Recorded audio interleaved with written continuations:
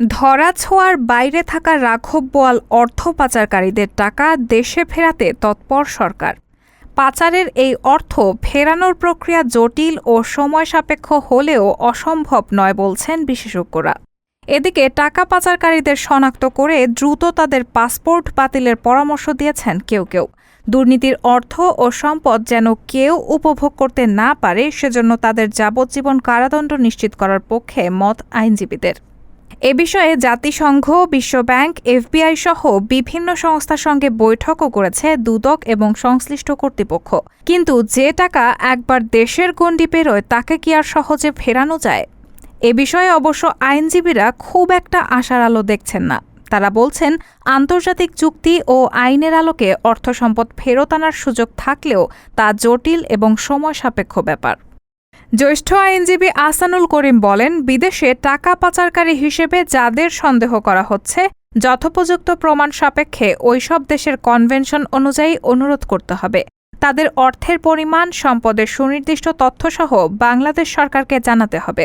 সরকার তাদের এজেন্সির মাধ্যমে মামলাগুলো পরিচালনা করবে। রায় নিয়ে তা পাচার হওয়া দেশে পাঠানোর পর তারা তাদের যে কনভেনশন আছে তার আলোকে পাচার হওয়া অর্থ পাঠাবে বাংলাদেশে।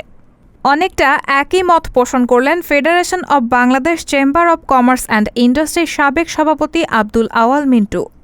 তিনি বলেন, ঘরবাড়ি যাই করুক, ব্যক্তিকে যদি ধরা যায় তবেই তা আনা সম্ভব। এখন সম্পদও বিদেশে, ব্যক্তিও বিদেশে, তাহলে কিভাবে সম্পদ ফেরত আনাবেন? হয়তো কিছু আনা যাবে, কিন্তু অধিকাংশই আনা কঠিন হবে। তবে পাচারকারী ব্যক্তি এবং তার সম্পদের হদিশ মিললে তাদের পাসপোর্ট বাতিল করে দ্রুত অর্থ ফেরানো সম্ভব বলে মনে করেন সুপ্রিম কোর্টের আইনজীবী ব্যারিস্টার মাসুদ আর সোবাহান। তিনি বলেন, অভিযুক্তদের পাসপোর্ট যদি বাতিল হয়ে যায় এবং যে দেশে আছে তারা রাজনৈতিক আশ্রয় না দেয়, তাহলে মানি লন্ডারিং, হত্যাসহ নানা অপরাধে জড়িতদের ফেরত পাওয়া যাবে। ৫ আগস্ট আওয়ামী লীগ সরকারের পতনের পর ১.৫ শতাধিক ব্যক্তির অর্থ পাচার এবং দুর্নীতির অনুসন্ধান শুরু হয়েছে। তবে গত ১৭ বছরে শুধু একজনের অর্থ ফেরত আনা এবং বিদেশি একজনের অর্থ জব্দ করতে পেরেছে দুদক। রায়হানা মুন, সবার কথা।